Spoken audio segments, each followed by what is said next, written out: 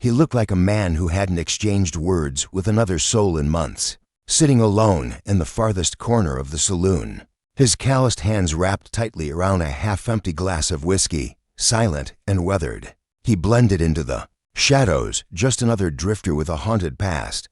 But that night, as fate cast its final roll, Caleb Ashford would walk out of Murphy's with something no coin could ever purchase, a wife who would rewrite the story of his life with a single word. The air inside Murphy's saloon was thick with smoke and tension, heavy with the stench of stale tobacco and the bitter tang of desperation. Caleb sipped his drink slowly, his gaze wandering over the locals who shouted over lost card games and unpaid debts. He hadn't come for company. Supplies were all he needed.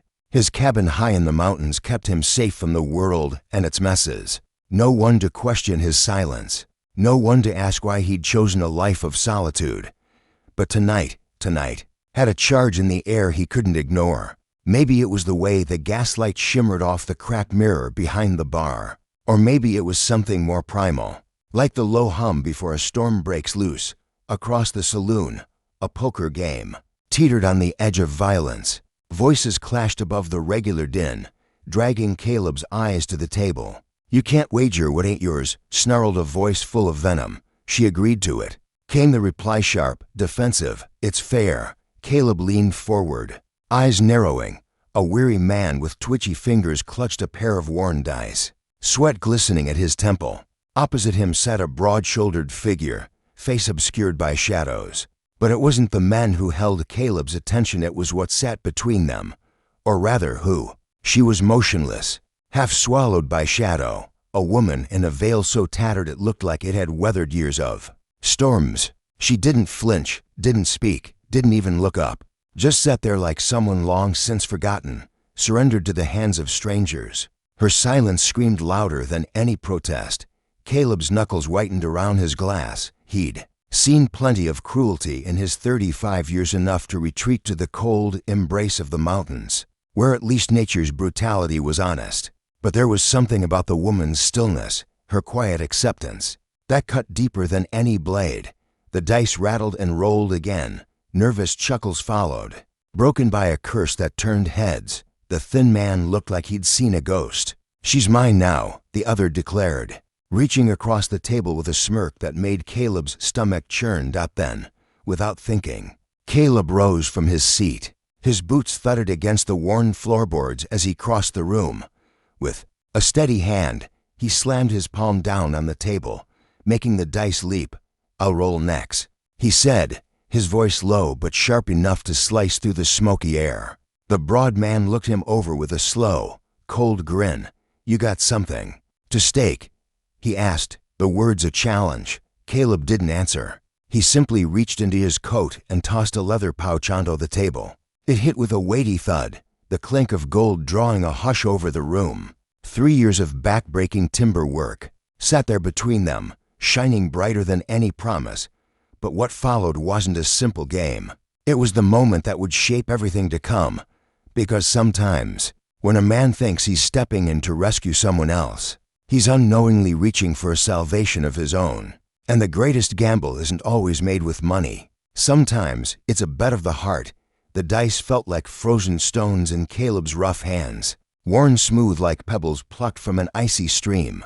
Every eye in Murphy's was fixed on him now, the weight of their stares pressing like falling snow. He'd never been a betting man. His father had drilled into him that sweat and discipline were the only sure investments. But now, with that veiled woman watching from the shadows, something deeper than sense took the reins.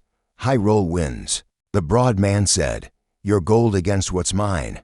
Caleb's jaw flexed. The way the man spoke about her made his stomach twist, but he kept calm. "What's your name?" Caleb asked. "Ezra Blackwood," the man replied, with a smirk that didn't quite reach his eyes. "And yours ain't gonna matter after this throw." For the first time, the woman moved. Her head lifted slowly, the veil shifting just enough for Caleb to glimpse her face. Her eyes met his, dark and bottomless, not filled with fear, but something far worse, a complete absence of hope. And in that single look, Caleb knew that no matter the outcome of the roll, his life had already changed. Asterisk, she looked at him with a kind of tired resignation that made something twist in his chest. Caleb could see it now. She'd been through this routine before. Handed off like livestock, stripped of choice, voice, or dignity, Blackwood grabbed the dice before anyone else could, a smug grin curling at his lips as he tossed them. His arrogance spread through the room like a slow-burning fire. The crowd leaned in, eyes gleaming with the thrill of watching something cruel unfold. These weren't kind folks. Caleb realized they were scavengers, eager for a show, indifferent to the cost. The dice clattered across the battered wood, a 4, then a 3, 7, not great, but not a loss. Blackwood's expression soured, but he tried to brush it off. Your turn, Lumberjack, he sneered. Hope you got someplace warm for her to sleep. Winter's almost here. Caleb's jaw clenched, not from nerves, but from the sheer venom in the man's voice. He thought of his place high up in the hills, nothing fancy, just thick log walls, a good fireplace, and a steady stream nearby. It wasn't grand, but it was safe, and it was his. A place he'd built with his own 2 hands. The dice sat in his palm, oddly warm now, as if sharing his heat. He let his eyes fall shut, breathing in deep. So many nights he'd stared at his firelight dancing across the walls, wondering if this was just silence and shadows until the end. When he opened his eyes, she was watching him, really watching, like something inside her had stirred, as if his defiance had sparked a forgotten part of her soul. He let the dice fly. They spun, glinting in the yellow light, tumbling across the scuffed table. Everyone leaned in, even the piano in the corner had gone still, the room locked in a collective breath. A 5, and then slow, uncertain. The second die rolled in a long arc, teetered on its edge, and landed on 6.11. The hush in the saloon stretched on, heavy and electric. Then everything erupted. Blackwood surged forward, his chair scraping the floor violently, face contorted in disbelief and rage. He was halfway to the dice when a voice cut through the din. One word, soft, steady. Husband. It echoed like a shot. Caleb's stomach dropped. He hadn't thought this far ahead, hadn't thought beyond the moment the dice settled. And now this woman, this stranger, had chosen him, claimed him with a certainty that shook him. Blackwood looked like he'd been slapped. Now wait just a minute. But the woman rose, veil lifting slightly. For the first time, Caleb saw her clearly. Auburn hair clung to her temples, and her skin was pale and drawn with fatigue. But behind that weariness, he saw a kind of enduring strength, like the trees on his land, weathered, but still standing. A deal's a deal, she said firmly, her voice rising above the chatter.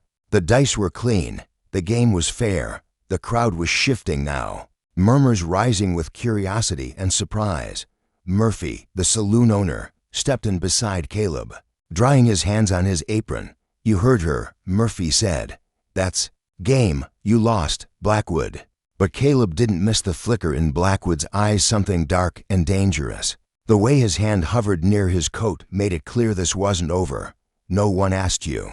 Blackwood growled at Murphy before locking eyes with Caleb. You think you can just stroll in here and take what's mine? Caleb stood his ground. She was never yours, he said, voice steady and low. No one belongs to anyone like that. The woman stepped closer.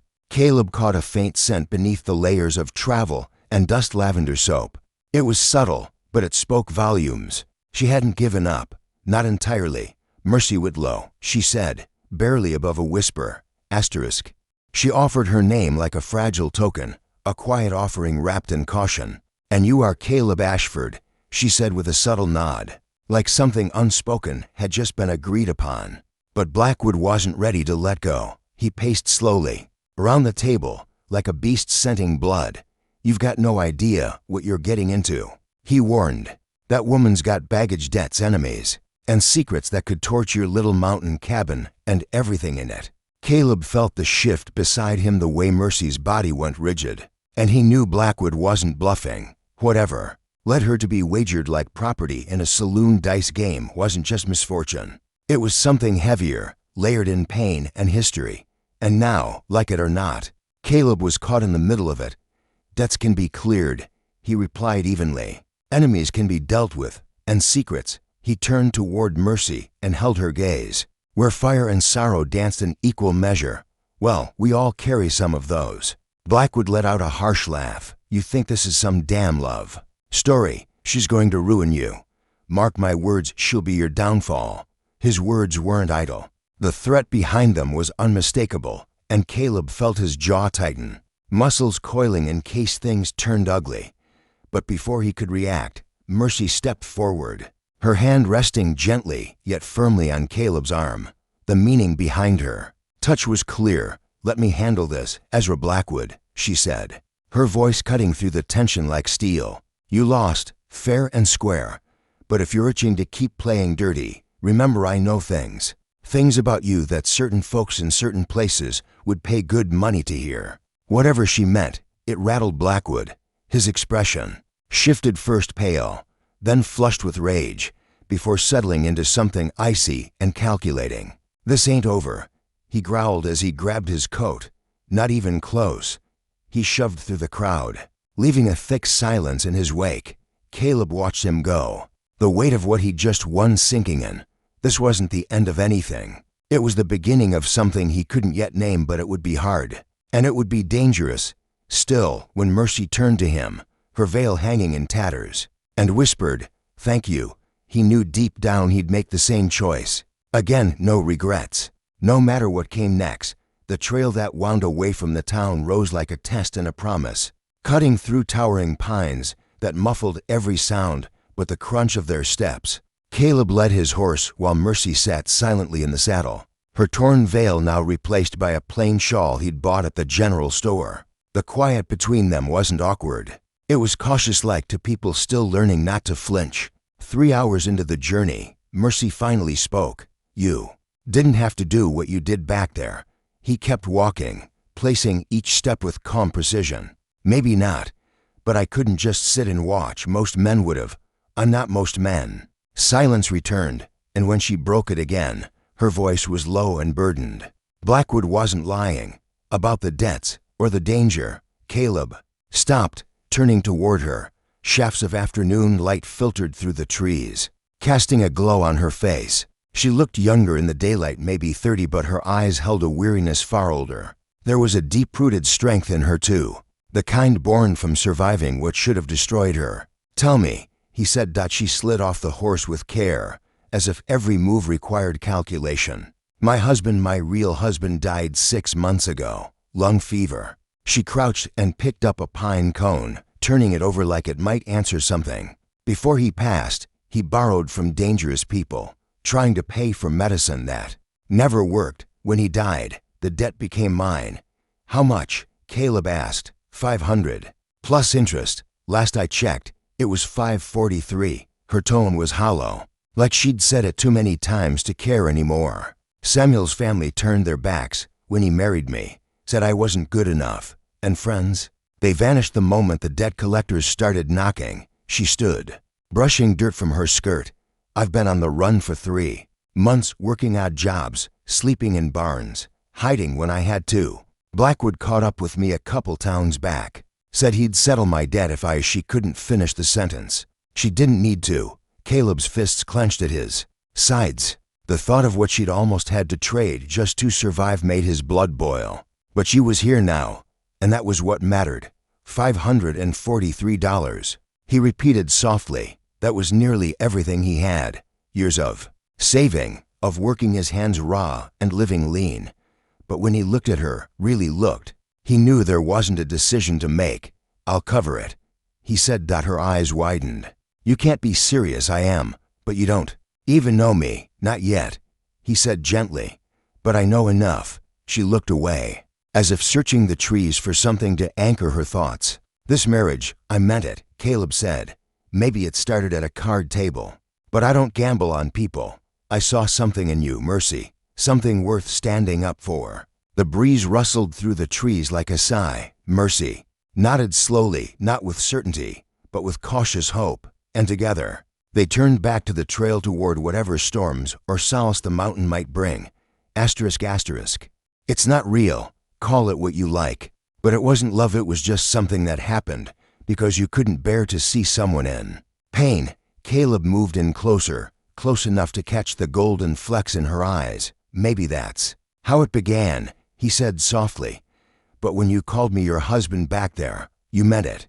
I heard it in your voice. Mercy's breath hitched, and for a fleeting second, he thought she might cry, but then she lifted her chin, composed herself with that quiet resilience he'd started to recognize in her. Caleb Ashford, she said, steady and clear. You may just be the most foolish man I've ever come across. Probably true, he admitted with a small smile. But foolish or not, I'm your husband now. And a husband takes care of his wife.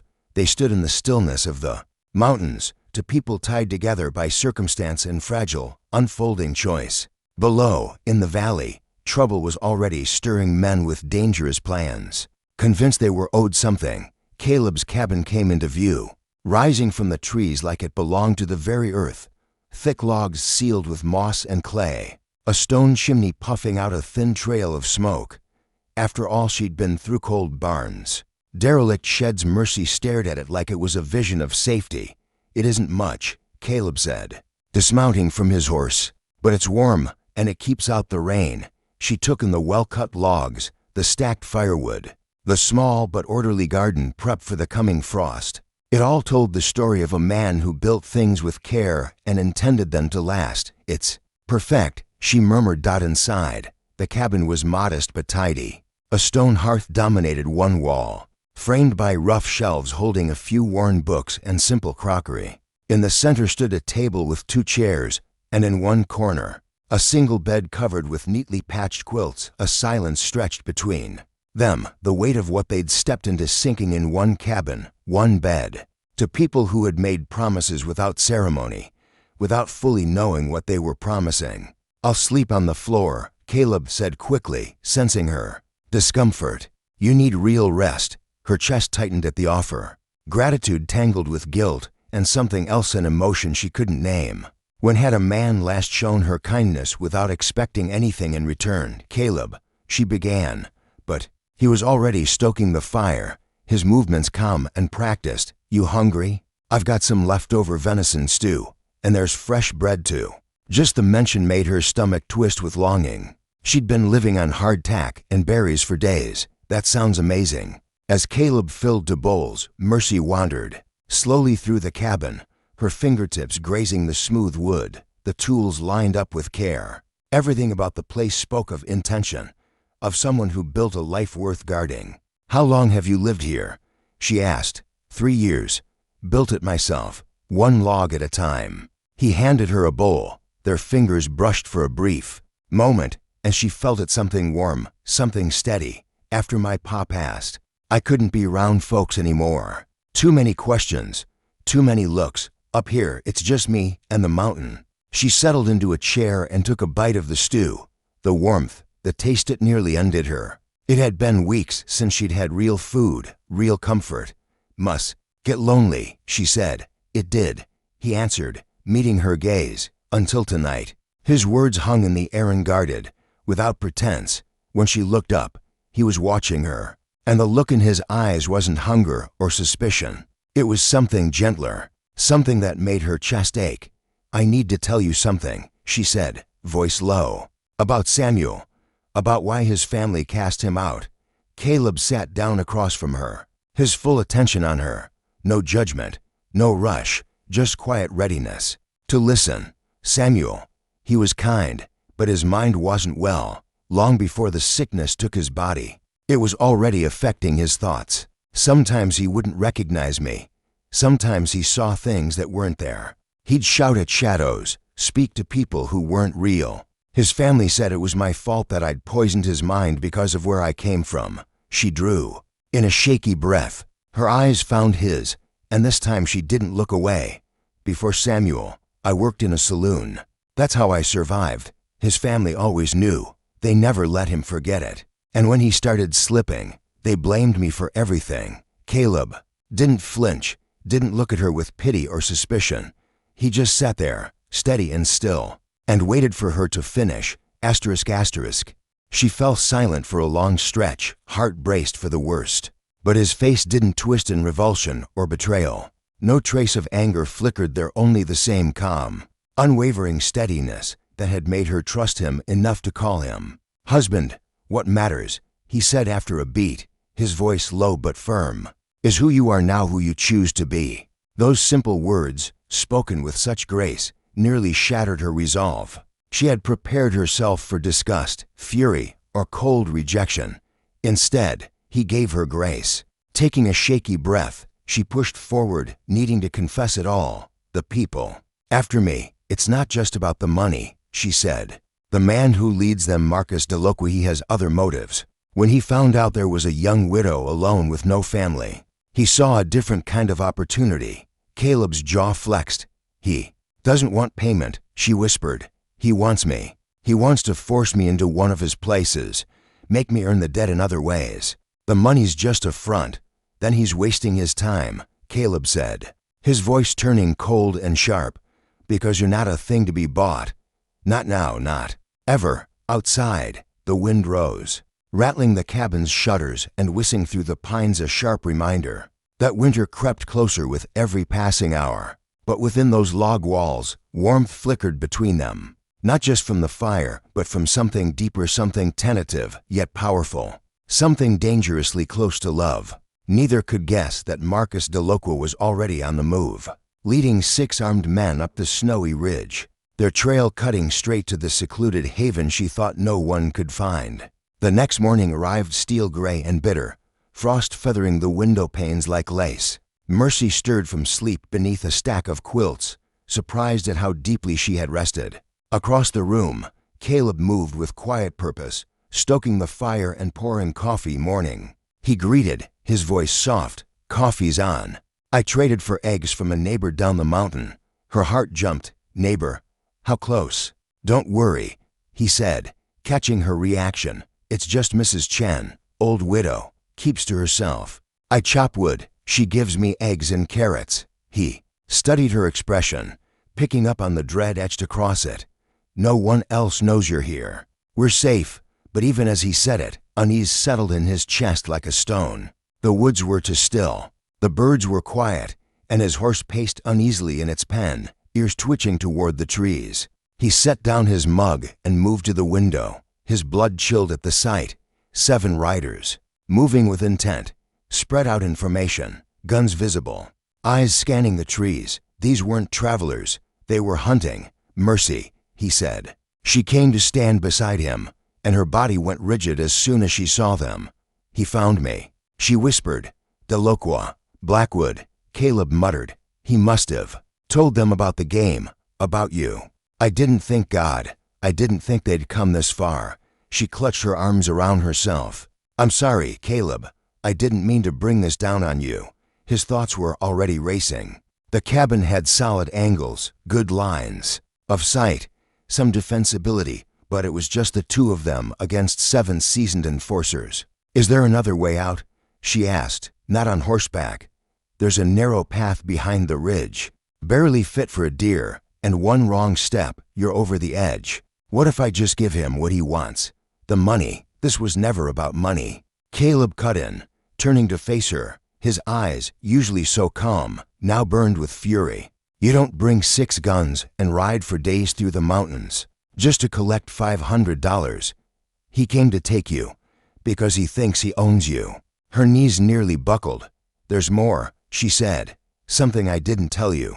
The debt, it isn't real. Samuel never owed Deloqui a cent. It was all fabricated just a way for Marcus to trap me after the funeral. He saw me grieving and decided I was his to take. Caleb stared at her, the truth hitting him like a punch to the gut. There was no negotiating with a man like that. This wasn't business, it was possession, pure and brutal. Hoofbeats echoed. Closer, terror twisted inside her. You have to go, she said.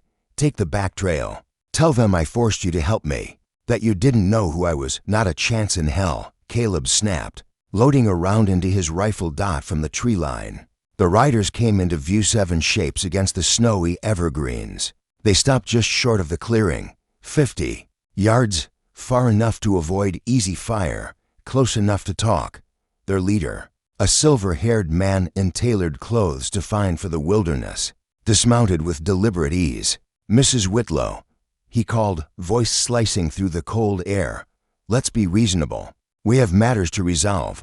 Caleb took position at the front window, rifle steady. That's him. Mercy whispered at his side. Marcus Delocqua. He owns half. The vice operations between here and the coast. Brothels, casinos, everything. Mrs. Whitlow, Delocqua called again. I know you're in there. Let's not make this ugly. Caleb raised his voice. What do you want? Delocqua grinned, and the expression made Caleb's stomach churn. I want what's mine. Send out the girl, and the rest of this can pass without trouble. She's not yours, but she is, Delocqua said smoothly. Her late husband defaulted on his obligations. That means the contract and she belong to me now. Quite legal. Mercy's hand gripped Caleb's shoulder. He's bluffing, she said. There's no legal contract, but that won't help if he decides to kill us. Here's my offer, Delocqua continued. Send her out. She comes willingly, and I'll give you $500 for your trouble. A fair trade for one night's inconvenience. Caleb's trigger finger twitched. The way the man spoke of her as though she were cattle or a coin purse made his blood boil. 6 more men sat on horseback behind Delocqua, weapons ready, eyes trained on the cabin. Caleb stepped closer to the window, voice hard. Counteroffer. He said, turn your men around, ride back down that trail, and maybe I won't put you in the ground. I ought to put a bullet between your eyes. Delqua's laugh rang out across the clearing. Mountain man, you're outnumbered 7 to 1. Be smart. I'm already being generous. Caleb replied calmly, I'm giving you a way to walk out of here, alive. But even as the words left his mouth, he saw movement at the tree line. 2 of Delqua's men had left their horses and were slowly maneuvering to flank the cabin. If they reached position, they'd pin the cabin down from both sides. It would become a death trap. Mercy, Caleb said under his breath. Remember that deer trail I showed you? I'm not leaving, she whispered back. This isn't a debate. When I start shooting, you run. Don't look back. You called me your wife, she replied, her voice trembling with emotion. That means I trust you to make the hard calls, and right now, I'm making mine. Outside, Delqua's voice grew louder, more impatient. I'm counting to 10. Mrs. Whitlow, when I reach it, my men are coming in to collect you. The only choice left is whether your mountain protector dies fast or slow. 1, 2. Caleb could see the flanking men moving into place. They were seconds away from opening fire.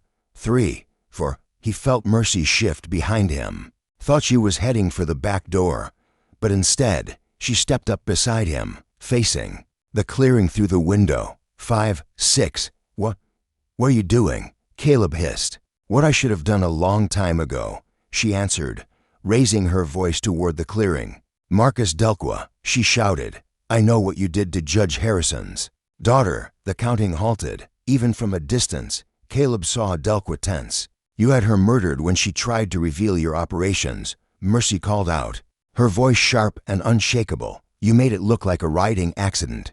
But I have the letter she wrote before she died, the one naming you. You're bluffing. Delqua barked back, though doubt had crept into his tone. Am I? That letter's hidden where you'll never find it. And if anything happens to me, it goes to the territorial marshal along with the sworn testimony of 3 witnesses. Who saw you meet with the killers? Caleb stared at her, stunned.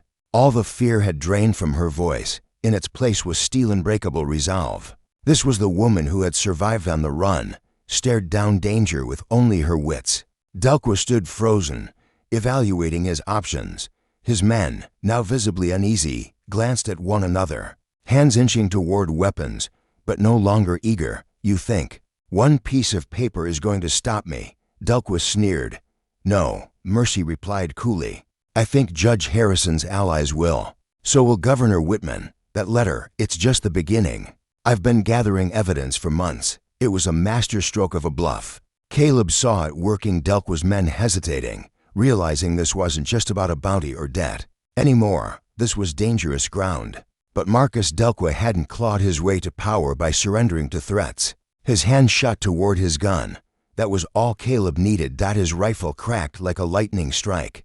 Delqua spun, hit in the shoulder, and dropped to the dirt screaming. His men didn't stick around. They leapt into their saddles and tore down the mountain trail, leaving their wounded boss behind. whatever loyalty they had, it didn't include dying for a lost cause. When Mercy and Caleb stepped outside, they found Delqua clutching a blood-soaked bandana to his shoulder, glaring at them with hatred. "This isn't finished," he growled.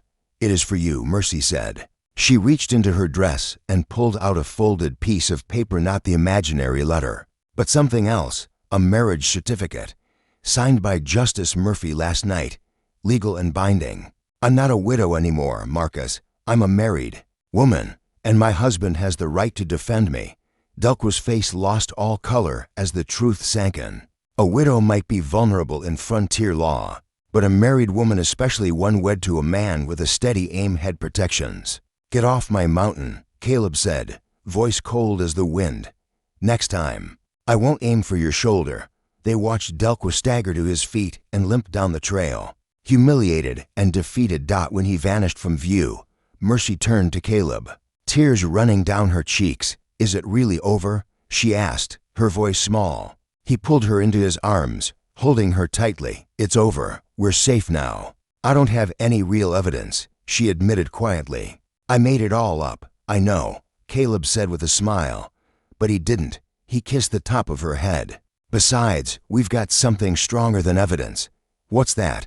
she whispered. "Each other." And in the stillness of the mountain morning, that was enough. Together, they stood outside the cabin, not as strangers linked by chance, but as two souls who had chosen each other. The dice game that had started their story felt like a distant memory, and ahead of them stretched a new road, uncertain, but theirs to travel. Because sometimes the greatest risks weren't taken with cards or dice, but with your heart, and when you were brave enough to gamble it all, sometimes you walked away with everything that truly mattered.